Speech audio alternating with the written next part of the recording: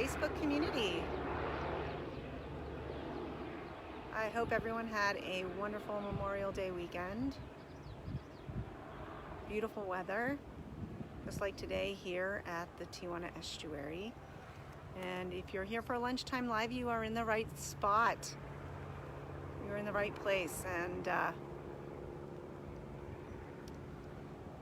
hope everybody had a great Memorial Day weekend. I'm just waiting a few minutes, maybe a minute or two, to see if our audience is here. Today feels like a Monday, so it might be easy to forget that it's Tuesday, which is Lunchtime Live, Tuesdays at noon. And I'm Maria, and I'm here at the Tijuana Estuary. It's a beautiful day, and I am excited to bring Lunchtime Live to you today from close to the Visitor Center. If you're out there and you can hear me, can you give me a thumbs up? It would be great to know that you can hear me all right. Hi, Donna. Thank you for that. Great to have you today. And you can see I'm here with a little bit of a view behind me. I'm facing the Visitor Center, for those of you that have been here before. Hi, Mark. Thanks for coming on in. Love having you here. There's a helicopter behind me. Hopefully you guys can't hear them. Can you hear me all right? Let's see. I am just waiting a few minutes. Oh, we've got a handful of folks, so let's get started. Hi, Cassidy. Hope everyone had a great holiday weekend. It was a nice weekend. Hi, Jean. Thanks for saying hi. Hi, Lorena. Yes, great. I'm glad you had a nice holiday weekend. I did myself, but I'm excited to be here and bring Lunchtime Live with you guys that are following here. And today I hope it was lovely. And today we are going to talk about lovely and lavender. Lovely and lavender, but not lavender. So today we are talking about a plant again. It's a lot easier to interpret these plants. Great, thanks Cassidy, I appreciate that feedback. Great. It's a lot easier to talk about plants since they can't get up and move away, but we're doing our best. Yeah, the helicopter is loud, sorry about that. The helicopters are Navy helicopter pilots practicing. So they probably had a long weekend off, and they are probably busy, maybe extra touchdowns and takeoffs today. So I know I can hear them too. And but we're gonna get right into Lunchtime Live with our lovely and lavender, but it's not lavender. So what is it? And if you're just joining us, I'm Maria. I am an interpreter, education specialist, research assistant here at the Tijuana River National Estuarine Research Reserve, or Tijuana Estuary for short, for those of you who know us. And I'm here standing very close to the Visitor Center, very close to one of our office buildings, with the plant of today's topic behind me. So maybe you have already noticed some lavender in the background. And I'm very close to where we were last week when we explored the native rose, the California wild rose. For those who remember, we're here for last week. So let's get right into it. Hi Bob, nice to see you there. So lovely and lavender, but it's not lavender. So what is it? So today we're talking about thanks for saying hi, nice to see you there, Bob.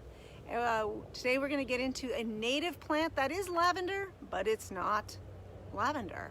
However, they're in the same family. So I'm going to bring you down to our native plant here behind me. And we'll flip that around.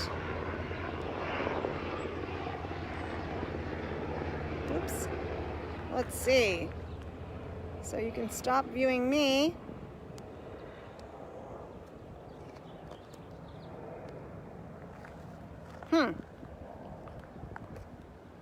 Let's see, why aren't we able to flip the screen today? Oh dear. Oh, there we go.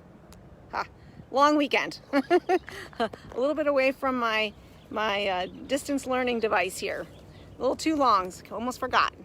All right, I am great today. I'm happy to be back here at the Tijuana Estuary, and I'm happy to explore with you guys today this beautiful, lovely lavender native perennial bush that we know as Cleveland sage. Cleveland sage, Salvia clevelandii. Salvia clevelandii. How many of you have heard of Cleveland sage? And I'm standing next to one of the larger Cleveland sage plants that we have around here. But as you can see, it's large, but it's not that tall. It's not as tall as some of the other plants that we've explored. So this one gets to be about 5 feet tall or so. And as you can see, about 5, 6, 7 feet wide, growing in this area of natives right outside one of our office buildings.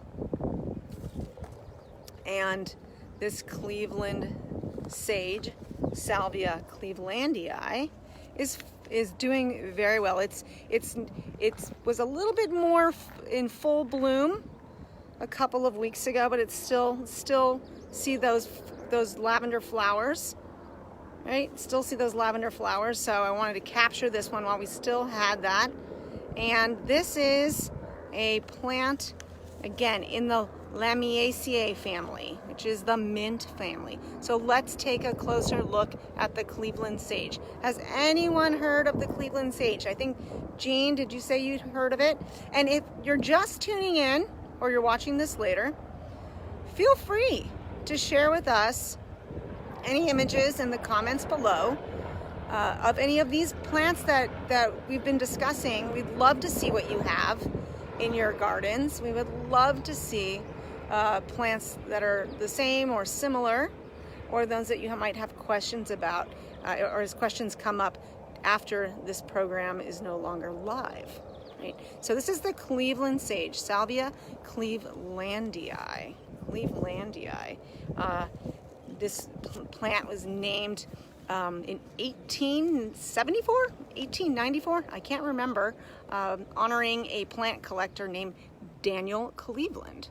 So Clevelandii, and this is, again, I said in the Lamiaceae family, which is the mint family. So let's explore the Cleveland sage. Let's explore the Cleveland sage, and we'll save the flowers for last. But let's start again, like we've been doing, with the stems and the leaves. So as I take a closer look, and I hope it is. We don't have a windy day, so maybe I can hold this steady enough that we can see the stems of the Cleveland sage. What color are they? What color are they? Can you see the color?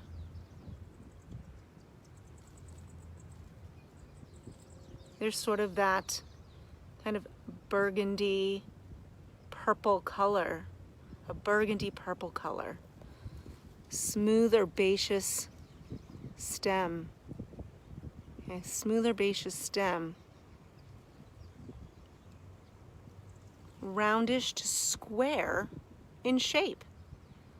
That common characteristic of the Lamiaceae family. Common characteristic in the Lamiaceae family are those square stems. And you might see on these kind of purpley stems, they may have like a grayish hue, a grayish sort of tinge to them. What might that be? I wish we had a microscope here, but what might that be? And it's hard to see. As I try to get up close, those are hairs. Those are hairs. Hairs on the stems? of the Cleveland sage. Ah, there we go. Maybe that is coming in. Hairs on the stems of this Cleveland sage. And what might those hairs be useful for? Hairs, yes. What might those hairs be useful for? Hairs on plants, on stems, and leaves. Well, in a dry environment, it is a fine hair. They are a very fine hair. And without a microscope, or without the steadiness of the camera, with the wind, it might be tough to see. Yes, very good. Capturing moisture. Protecting, kind of maybe a natural sunscreen, protecting itself from sun. Here on the coast, there's a lot of moisture in the air. And for a relatively dry environment, yes, relatively dry environment, that's one way to get moisture in those dry, long dry months. So Cleveland sage found in the coastal sage scrub of northern Baja and southern California in that coastal sage scrub. So hairs on those stems.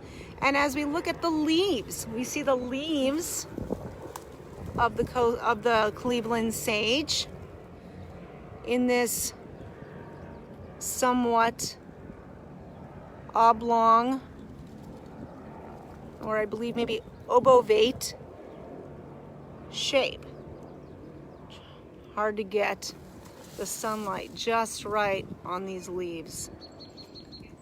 What color are those leaves? What color are those leaves? They're that light gray-green color. Light gray-green color. So those of you who are more familiar with lavender, the plant we know as lavender, quite a few species of lavender, they're also in the Lamiaceae family. However, the lavenders are native to the Old World, to Europe, Africa. Okay? This is a native plant in the Southern California, Northern Baja range. Similar in color with those leaves. If you're familiar with lavender, different varieties, often grown for ornamental reasons. Yes, we're gonna get into to investigating the leaf. They also, like the lavender we're familiar with, these Cleveland sage leaves, among other sages, have a very strong aromatic scent. So, yes, a lot like the herbal sage bulb that you use in the kitchen. This Cleveland sage, I'm rubbing these very velvety, also almost hair-covered leaves, okay, with that pinnate vein pattern on the back side there. Okay, that also, as I rub the leaves, they've got that sticky, kind of oily, leathery texture and a very strong scent. So I wish you all were here with me and we could all rub a bit of the leaves together and then enjoy that scent together of the Cleveland sage. Yes, so a lot like their other sages in the sages family. The most common one we're familiar, or the one that's probably got the most popularity, is the white sage, which looks very, very different. Has a very strong odor and or scent, a pleasant scent that's used by Native Americans in ceremonial cleansing uses. Cleveland sage, however, guess could be used that way. However, from literature I've read, it was more used in cooking. So we'll get into the flower portion of the plant here, and as I find this lovely flower here, so you may have noticed along the stem these sort of whorled flower heads. So these clusters of flower along the stem coming from the same place. So these flower clusters, and here I've got one on the end there, showing you, we can see this one has 6 flowers in the cluster coming from that flower head in a circular pattern around the stem. We call that whorled. Whorled. Okay. And so another characteristic there of the sages. And you can see what shape are those flowers. What shape are the flowers? Oh, great, Donna. You have been cooking with it. Excellent. I did read that the seeds, so the seeds that will develop in these whorled flower heads once the flowers have been pollinated are tiny. However, they were ground and cooked and made into a mush. So this plant was more of a food source. The food source for the natives. Yes, very good, Jean. They're tubular shaped. The flowers are tubular shaped. So what species of pollinator might they attract with that tubular shape? Maybe not the color that we would associate with this particular pollinator, but that shape attracts sort of that specialized tongue and beak of the hummingbird. Yes, very good, Bob, the hummingbirds. So if you're looking for hummingbirds and you don't particularly like red or are want to use something else than just red, yeah, you can use the Cleveland sage hummingbird. And that there was a butterfly that just landed. I don't know if you could see that. All right, so the Cleveland sage. Yes, butterflies too, yes.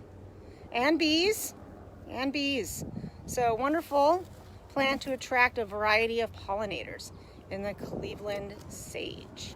All right, so this is a wonderful plant, easy to grow. Dry soils, perennial, however, the flowers, early spring, maybe summer. You give them an extra water, they might stand or hang out a little longer.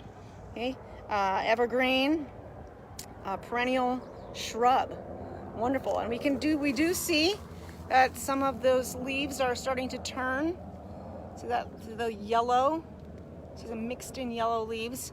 So as we get into the drier months, those leaves are starting to be starting to shut down. The plant will start to go dormant. All right, so I would like to show you one other lovely and lavender plant that is in our garden here. And I'll just real quick, there we are, an overview of the garden. There is the wild rose right in front of us. We're gonna walk right by. I'm gonna take us on a short walk to another plant that's lovely and lavender and rare. All right. So let me get you guys back up on the tripod here. All right, and let us move to the second bonus plant in our lovely and lavender. And there's our research staff here today. All right, so let's move to the native plant garden. Again, this garden was established in 1998, one of my first projects with Debbie Good. And we're ammoning these. We were about 1,000 plants were planted for Earth Day. And over that time, this area has become a lovely habitat for wildlife. Non-natives have been eradicated due to the flourishing of all these natives and maintenance over time to weed out those non-natives.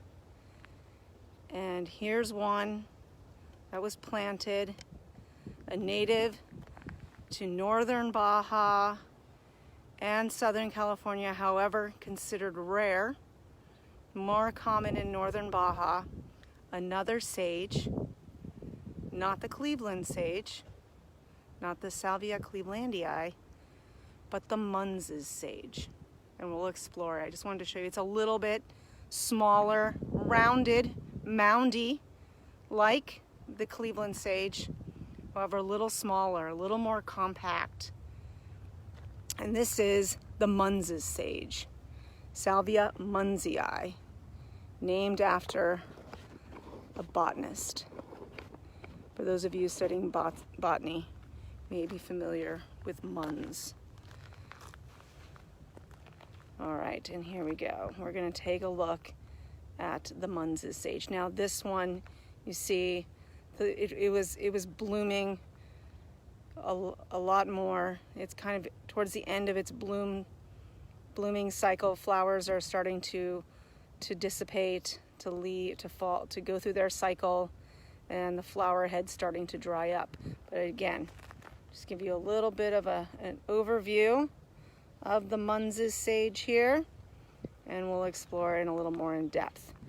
So Cleveland sage, much more common in the Southern California, Northern Baja. Munseys, more common in Northern Baja, but Southern California is a little, I guess, a little north in its natural range. So it isn't found as in many places. So let's look at the leaf. And we see the leaf, that leathery texture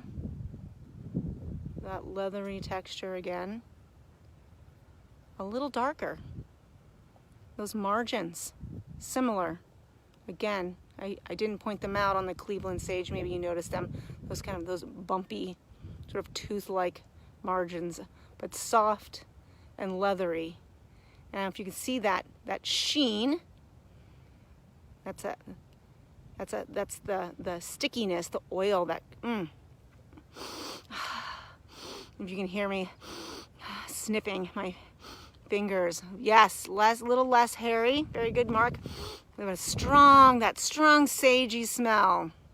The leaves, yes, Jean, the leaves are a little more similar to the black sage leaves. I thought the same thing. So they're a little darker green, they're all roughly about the same sort of shape, however, a little darker, and looks a little more like the black sage. You can see those stems here. It's hard to capture with this lighting. The sun is right overhead, casting its shadow. This is difficult, so you may have to trust me, but these stems, again, sort of that purple color, hard to see. Struggling here to find a way to focus in on these stems. And maybe we can see with a little light, there are some hairs, not quite as thick of a mat of hairs along that stem.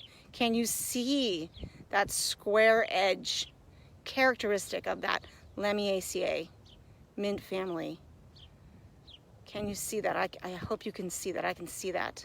If you're just joining us, we're examining. If you're just tuning in, we're examining the Salvia munsei, the Munseys Sage, rare here. Oh, good. I'm glad, Mark, you can see the squareness of the stem. So that is that characteristic, as I try to turn it here, characteristic of this family, Lamiaceae. Oh, the leaf branches are closer together. Okay, that's a great observation. Great observation. And then there's those flower heads, a bit smaller than the Cleveland sage, but the plant is overall a little smaller. And there it is. There's those flowers. There's that wind, and there are those flowers. A little darker in color. A little darker in color. What's that shape, though? It's that tubular shape, attracting hummingbirds, but other pollinators as well. So the Munseys Sage, and those whorled flowers producing seeds. Possibly, could not find it, that possibly dried, cooked,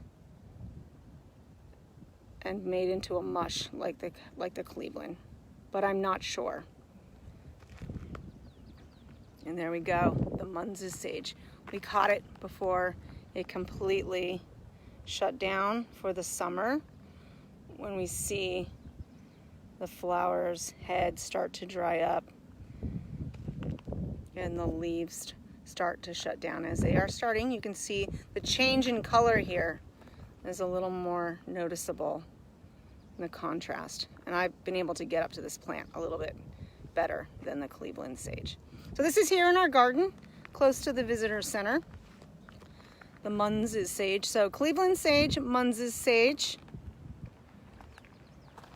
2 plants in the Lamiaceae here at the Tijuana Estuary, in the garden along the trails close to the visitor center. You can see that visitor center right here behind me. Will it turn yellow? I have a great couple questions here. First from Donna, do we collect seeds from this plant? Well, that's a great question, and I'm not sure. And Debbie Good, who is, those of you who may know who Debbie Good is from Fish and Wildlife Service, she really is the plant guru around here. I talked about her last week. She is in charge of the nursery here, and there is seed collection that happens here. And plants are grown in our nursery. I don't know about from this particular plant exactly, but that's a great question. And then, will it turn yellow? All yellow? Oh, well, the plant, yeah, so this plant will go dormant. The leaves will dry up and fall, go deciduous. So this is another perennial evergreen though. I mean, a perennial shrub. Another perennial shrub.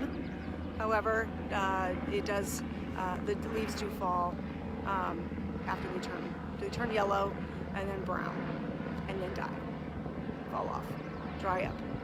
So there we are, 2 lovely and lavender plants that aren't lavender that we are familiar with, that most of us are familiar with, that isn't native to this area. However, they're in the same family. So this is our native version, I guess, of lavender, as lavender is native to Europe and Africa, the old world. So thank you so much for being here. Welcome back to those of you who have been coming in, been joining us each week, been joining me. I'm so glad to be here with you. And we will see you next week for a Lunchtime Live. I believe we will, this time with our special guest, Robin, who will share another bird with you. So that's our hint. Yes, thank you so much. And you're very welcome. And I hope to see you guys next week, or share this with anyone you know that might be interested. Our videos are on our videos page of our Facebook page, and feel free to share any comments, questions, or images that you want to share later in the comment section of this. So thank you so much, and have a great rest of the day.